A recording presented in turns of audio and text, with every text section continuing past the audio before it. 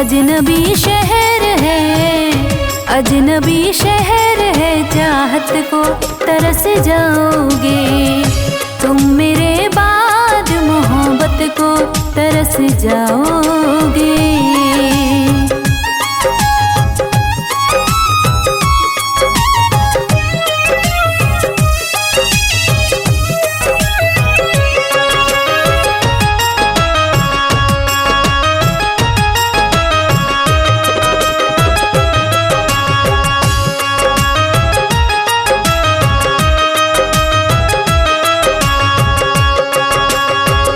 मेरी आँखों में आंसू देख के मुस्कुराते हो, ना ही तुम दिल में रहते ना ही दूर जाते हो।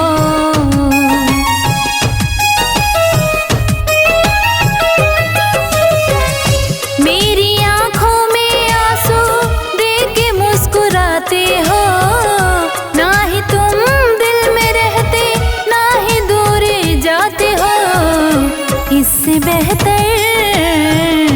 इससे बेहतर न आशियाना कहीं पाओगे तुम, मेरे बाद मोहब्बत को तरस जाओगे।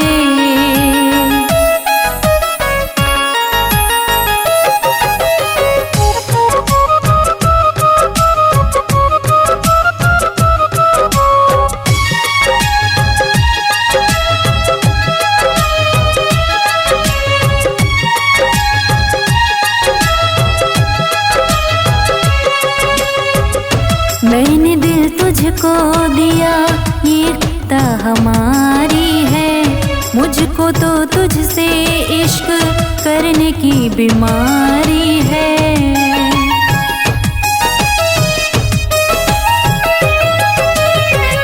मैंने दिल तुझको दिया, ये खता हमारी है, मुझको तो तुझसे इश्क करने की बीमारी है।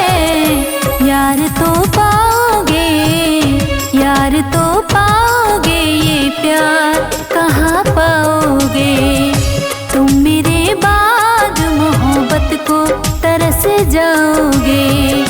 तुम मेरे बाद मोहब्बत को तरस जाओगे, तुम मेरे बाद मोहब्बत को तरस जाओगे। अजनबी शहर है, अजनबी शहर है, चाहत को तरस जाओगे तुम, मेरे बाद मोहब्बत को तरस जाओगे।